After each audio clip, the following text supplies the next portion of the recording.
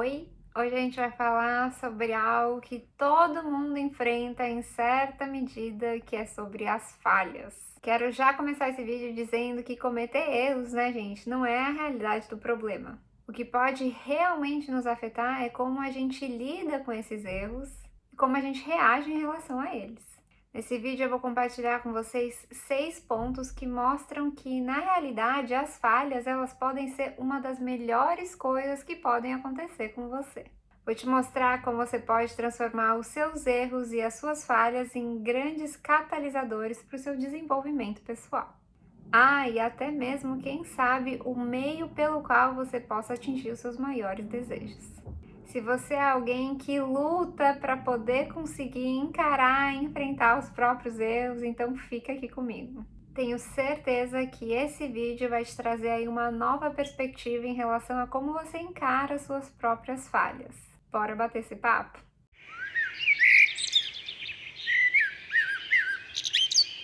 Bom, gente, obviamente que eu já preciso dizer nesse vídeo que a ideia aqui não é a gente promover os nossos erros e as nossas falhas no sentido da gente continuar cometendo coisas as quais a gente já sabe que não são legais, né? Sabe esses nossos erros que já são velhos conhecidos, aquele tipo de reação que a gente sempre tem quando determinada coisa acontece? Não estamos falando aqui sobre eles. Se você tem aí erros e falhas que já são velhos conhecidos, então o que eu sugiro é a gente colocar a mão na massa, fazer o trabalho duro para começar a mudar isso. Bom, e tendo dito isso, então aqui vai justamente o ponto número 1. A falha é mãe da inovação. A falha, na realidade, estimula a criatividade. E eu já vou te dizer o porquê. Já parou para pensar que grandes avanços na história da humanidade aconteceram por conta de erros? Esse é um lembrete que eu própria preciso fazer a mim mesma, porque eu também sou uma perfeccionista em recuperação, tô sempre tendo que me relembrar dessas coisas todas. Eu acho que o maior desafio aqui, e o maior desafio para mim também, é entender que a falha e o erro fazem parte do processo. E elas fazem parte do processo de acerto, inclusive. Já parou para pensar nisso? Mas por outro lado, como que é que a gente tende a encarar a falha e o erro como algo que não deveria estar acontecendo? Se a gente parar para pensar, né, a nível da história da humanidade, como eu acabei de dizer, a gente tem aí 2 exemplos muito básicos, né, que talvez vocês já tenham ouvido falar, que foi justamente a criação da penicilina e a invenção do micro-ondas. Ambas as coisas as quais ocorreram por acaso. E vou contar para vocês uma fofoca também. Não sei se vocês sabem, mas nos primórdios aí da psicologia, da psiquiatria, né, a gente pode retomar aí mais ou menos aquela época do Freud, que o Freud era um estudante, né, ele estudava na realidade neurologia, né, e naquela época o que acontecia é que todas as pessoas que tinham um comportamento fora da norma, por assim dizer, diferente do que era esperado das pessoas socialmente, elas eram colocadas nas casas de manicômio. E essas pessoas acabavam ficando aí totalmente excluídas da sociedade. Naquela época tinha um monte de tratamentos, por assim dizer, um tanto quanto mirabolantes. E esses tratamentos, na realidade, chegaram a ter continuidade acontecendo no Brasil, inclusive até os anos 80 e 90. Porém, retomando aqui em relação a Freud, o que era muito feito quando ele começou a fazer a residência dele e a trabalhar num hospital psiquiátrico era a técnica de hipnose. E aqui que vem a fofoca, gente. Dizem as más línguas, né, que o Freud, na realidade, ele era um péssimo hipnotizador. Ele tinha muita dificuldade em hipnotizar as pacientes, que na época era o fenômeno, né, a qual ele investigava, que eram as pacientes que apresentavam fenômenos físicos, mas que não tinham muita explicação para isso, o que na época era chamado de histeria. Apesar, no entanto, do Freud ter uma enorme dificuldade aí com o caso da hipnose, ele não era bobo nem nada. Então, um dia ele estava ali diante de uma paciente dele e aparentemente, depois de várias tentativas tentando hipnotizá-la, ele não conseguiu. E ela, na realidade, o interrompeu e falou assim: "Tem uma coisa que eu quero te contar". E aí, gente, sabe do que a gente está falando? Dos primórdios da psicoterapia e da premissa essencial da psicoterapia, que é o quê?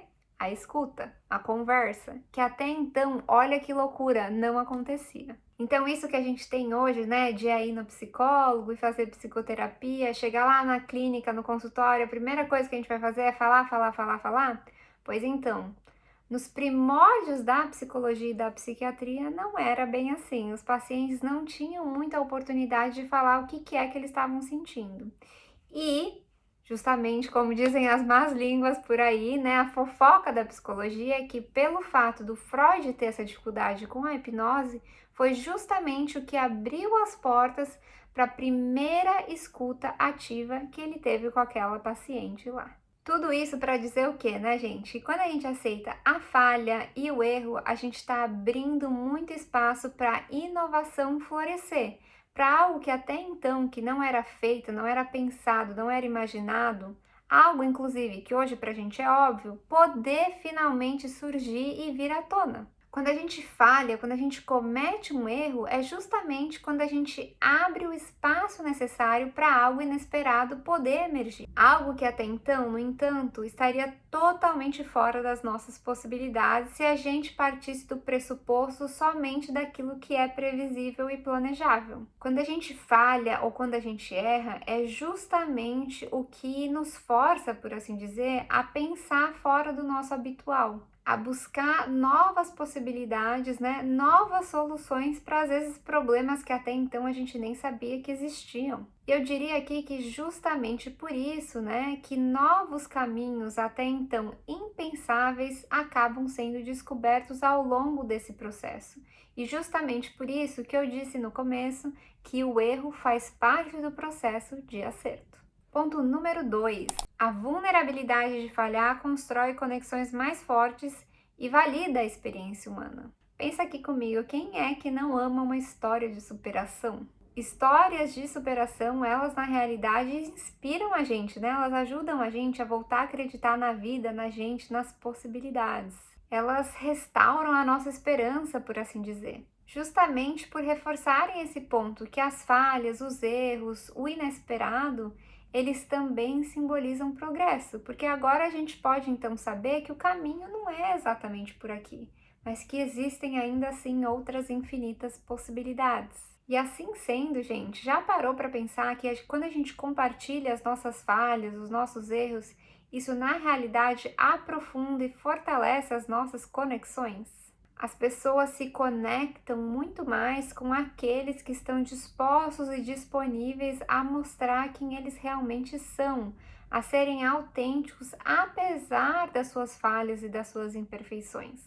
Além do fato de que, né, lidar com pessoas que se acham perfeitas demais, já que perfeição não existe, é algo extremamente chato e cansativo. Já conviveu com alguém assim?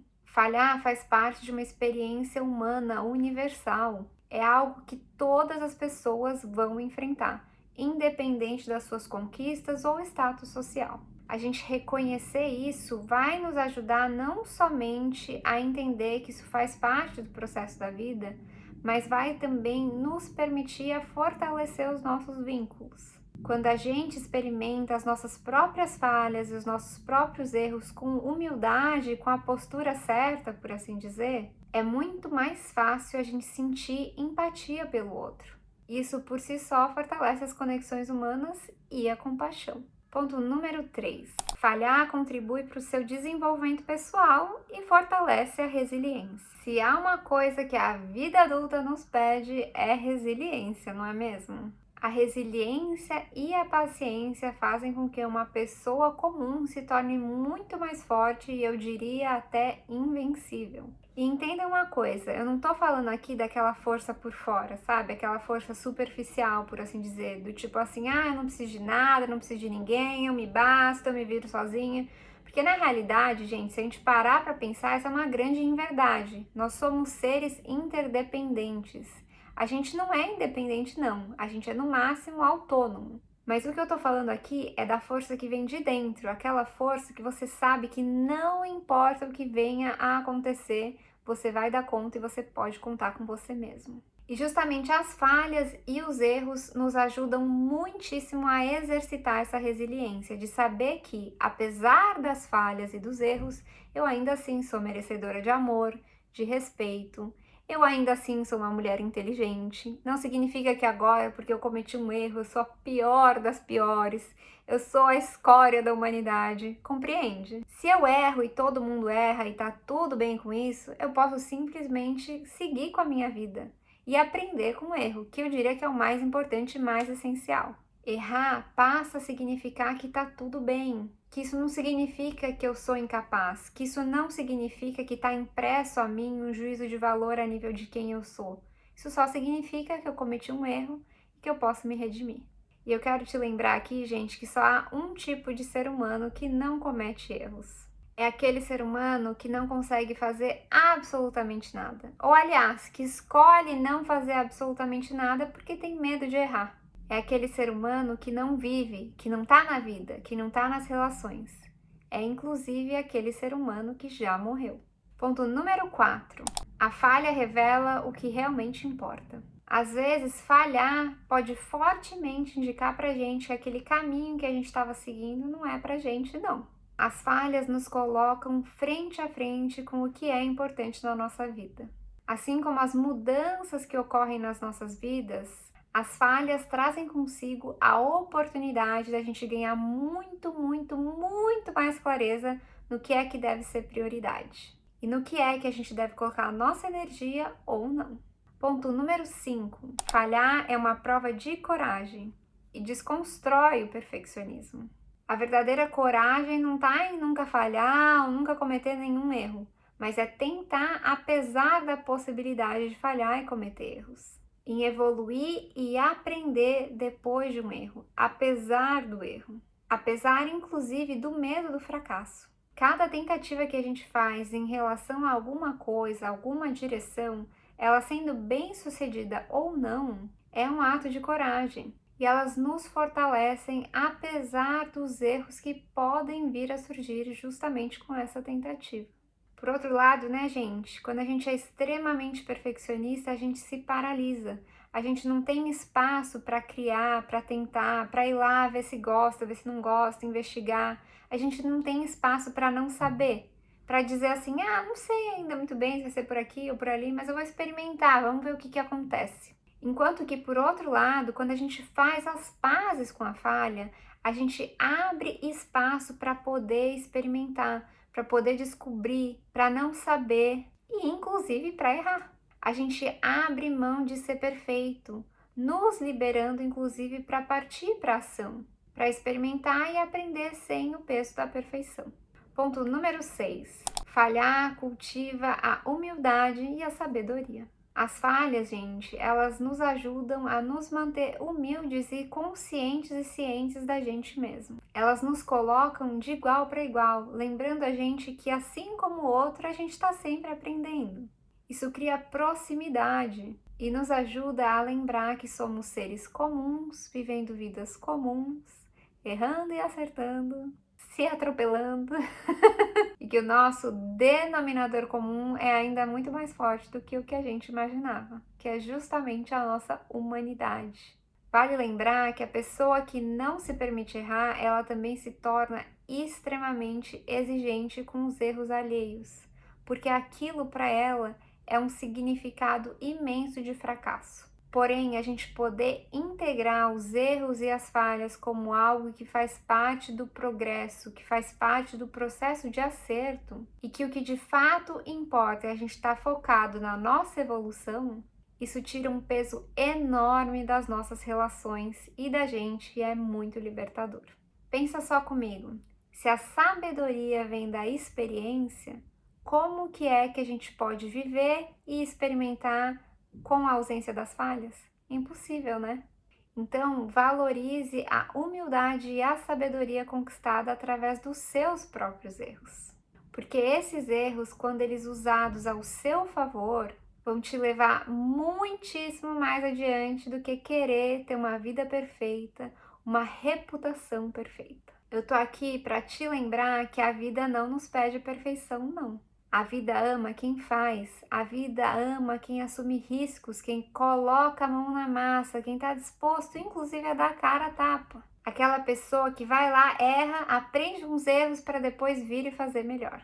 Depois vai lá e cresce ainda mais e depois vai lá e compartilha com os outros o que foi que aprendeu. Assim as pessoas não precisam sofrer tanto quanto ela. Põe em prática e paga os preços. Aquele que acha que já é perfeito, que já sabe tudo, que sabe melhor, esse é o ser humano que mais se mantém no mesmo, porque não há espaço para crescer. Se depois desse papo todo você tá sentindo aí que talvez o perfeccionismo seja algo que te aprisione, tô aqui para te dizer que eu também já senti isso por muitos anos e justamente por isso tem um vídeo aqui no canal sobre esse assunto. Quero te dizer, inclusive, que quando eu comecei esse canal no YouTube, eu mesma parei para pensar o que será que outras pessoas iriam pensar de mim? Algo do tipo assim, ai, quem é ela agora para dar esses conselhos aí sobre perfeccionismo, sobre relacionamento, né? Quem convivia com ela uns 10 anos atrás sabe tantos erros que ela cometeu, que absurdo. Mas eu diria, gente, que é aí que tá justamente a diferença da gente viver o processo dos erros como algo que está sendo usado ao nosso favor ou não. Sabe aquele erro que talvez você tenha cometido no passado e que você se sente extremamente envergonhado ou envergonhada por ter feito aquilo e só de você imaginar você se sente mortificado por dentro? Pois então, já parou para pensar como que é que você pode utilizar ele para ajudar a si mesmo e a outras pessoas? Essa mudança de mentalidade, ela pode ser algo extremamente transformador na vida da gente. E aliás, eu digo mais, não só transformador para você, mas talvez muito transformador para alguém que esteja enfrentando algo parecido com isso também. Então vamos talvez daqui para frente se olhar com um olhar de um pouco mais de generosidade e amorosidade, quem sabe? E colocar em prática então o que foi que a gente aprendeu com os nossos erros. Tomar a coragem para olhar para eles de frente, por mais dolorido que seja, e tentar descobrir o que é que poderia ter sido de diferente e como que é que a gente pode fazer melhor da próxima vez. Tô aqui para te lembrar isso, mas tô aqui para te lembrar antes de mais nada de que você deve e precisa ser o seu melhor amigo nesse processo. Esse era o meu recadinho de hoje. Fico muito feliz com a presença de todos vocês.